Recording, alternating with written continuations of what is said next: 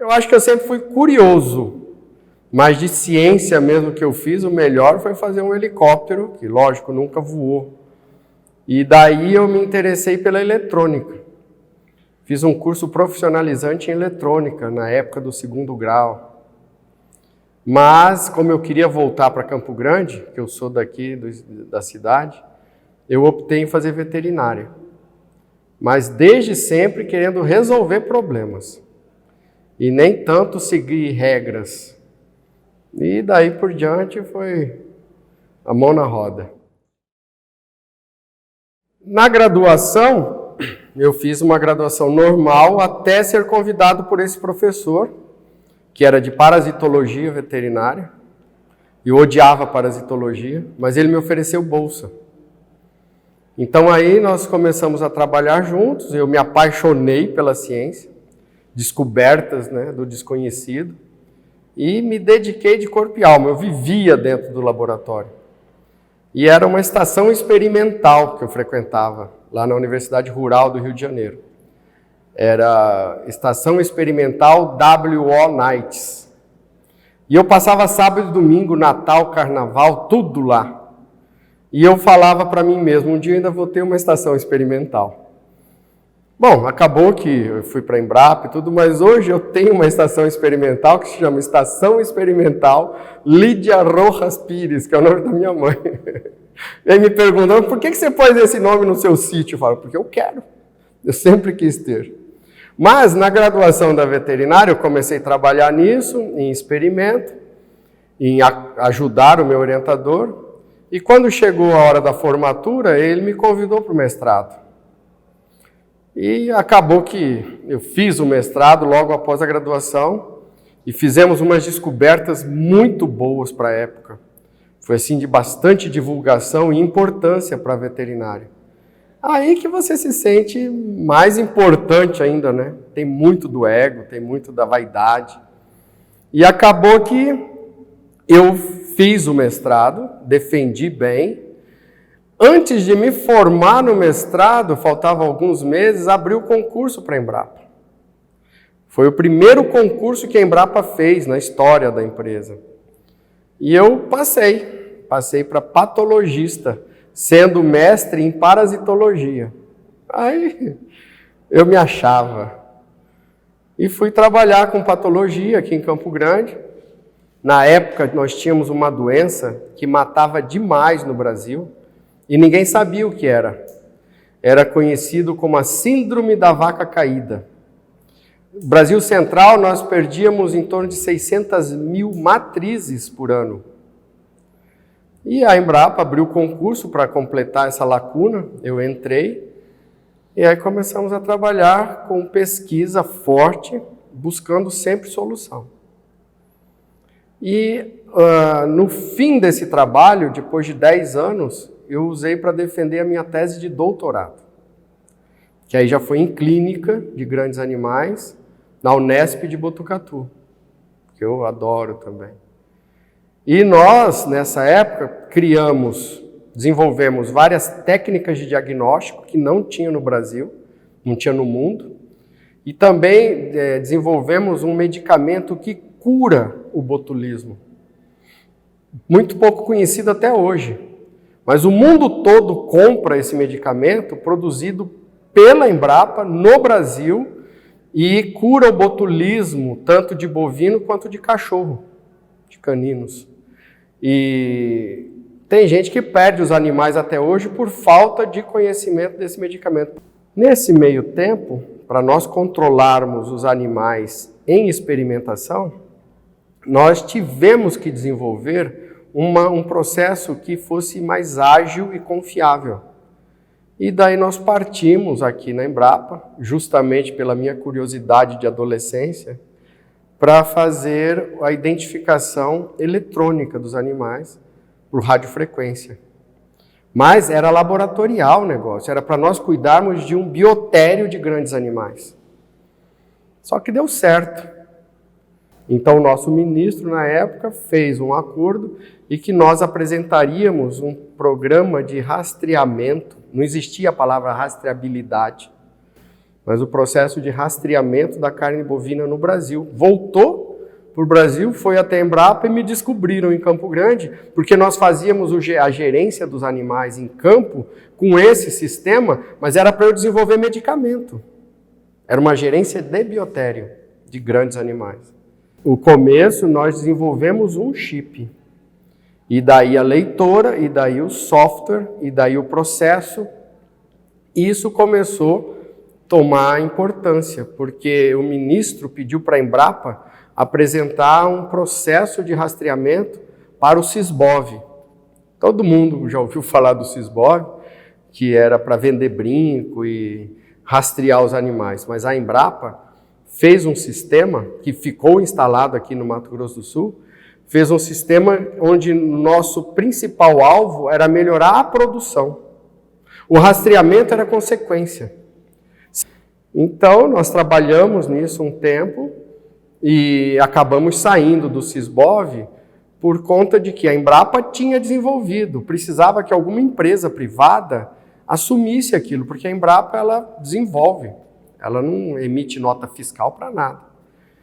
Mas até então ninguém quis. E nós ficamos com aquele sistema funcionando. Aí começaram a aparecer os problemas e nós fomos solucionando. Problemas até de clínica, de diagnóstico, de epidemiologia.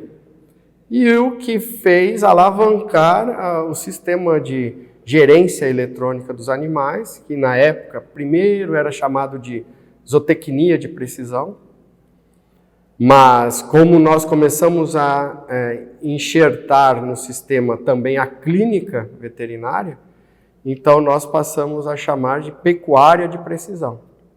E daí por diante nós temos um curso de mestrado agora, junto com a Universidade Federal do Mato Grosso do Sul, que é em computação aplicada, em pecuária de precisão, e já vamos para a 32ª tese defendida, uma mais fantástica que a outra.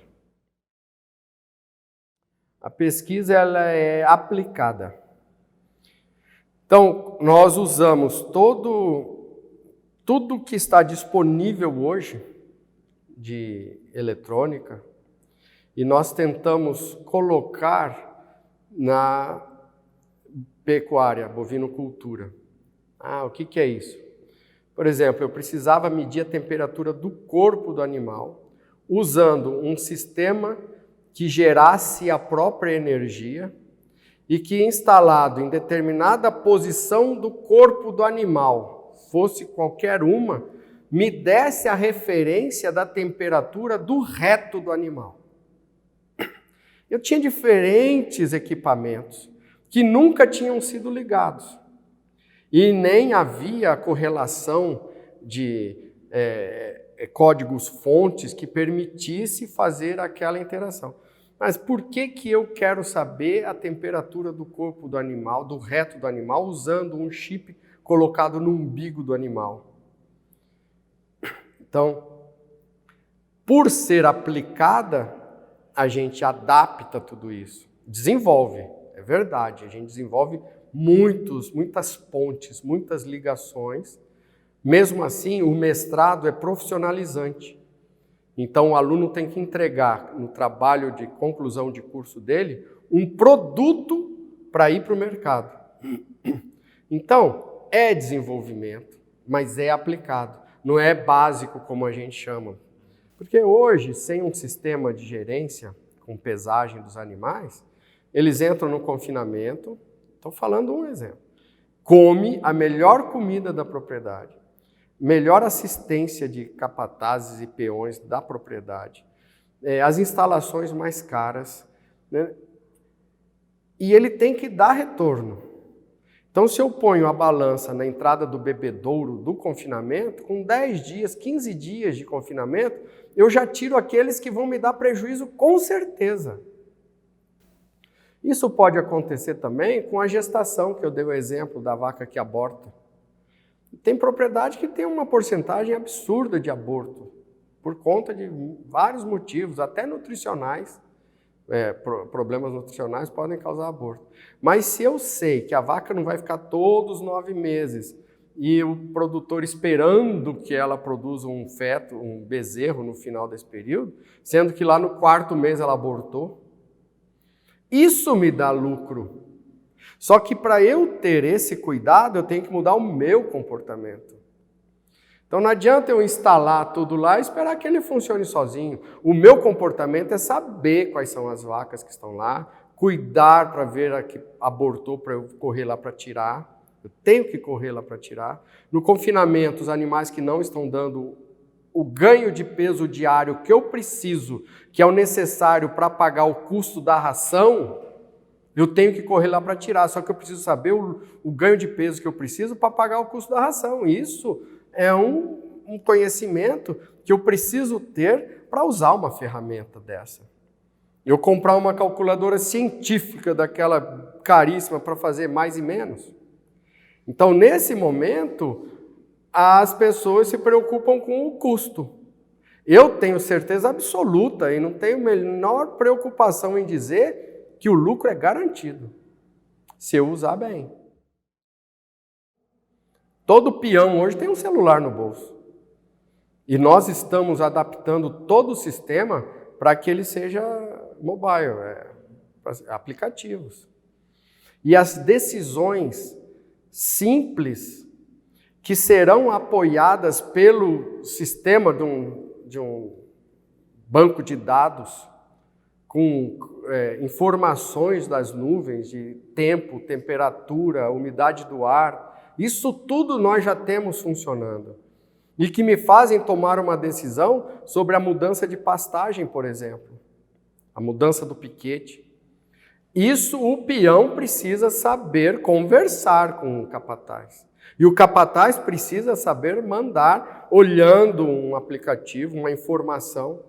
Ou até, se for preciso, a gente customiza aquilo e já manda a mensagem pronta para ele. Mude o gado do piquete 1 para o 2 agora. Esses alunos da ciência da computação, eles não conhecem boi. Normal. E eu não conheço informática. Normal. Então é uma briga. Nós tentamos conversar, eu tinha um aluno que nós estávamos desenvolvendo uns colares com GPS. E eu precisava saber a movimentação dos animais em campo. Para eu saber, se eu colocasse diferentes pastagens plantadas num piquete imenso, e eu soubesse que os animais preferiam aquele pasto a mais do que aquele, ou à noite eles iam para aquele a mais do que nesse, que eles iam de dia, se eu tivesse essas informações, eu poderia manejar o plantio, eu podia manejar as raças, né, nas diferentes pastagens. E eu queria que o aluno desenvolvesse esse sistema que me localizasse o animal em áreas pequenas.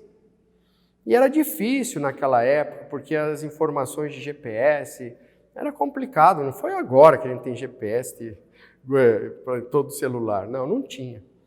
E nós discutíamos, não quero isso, mas professor, olha aqui, ele está aqui. E eu já estava chateado, ele também estava, mas professor, o que você quer afinal? Eu falei, eu quero saber o que o boi está pensando. Eu sempre digo assim, você tem que ser apaixonado e você tem que ser honesto. Mas a honestidade, ela é moral. Ela não é aquela social de você devolver troco errado. Você tem que ser honesto com o seu propósito, a sua paixão. Se você de verdade vir foco naquilo que você descobriu, é como você respeitar, vou usar um exemplo, é como você respeitar a sua esposa, é como você respeitar a sua família, é como você respeitar a sua paixão. Não tem limite. Fazendo assim, as soluções vêm. Elas vêm ao seu encontro justamente porque você está receptivo a elas e você cria um ambiente favorável de honestidade e de paixão. Você não pode ver o seu umbigo, você tem que ver o total. Então, se você torce para a sua hipótese que você discutiu com alguém, que você estaria certo ou não, você já perdeu. Você tem que aceitar a resposta que for e transformar aquilo para o melhor proveito possível. A pesquisa aplicada tem disso. Não dá para você investir R$1 se você não tiver a perspectiva de lucrar 10. Mas não é você que vai lucrar. É quem vai usar o seu conhecimento.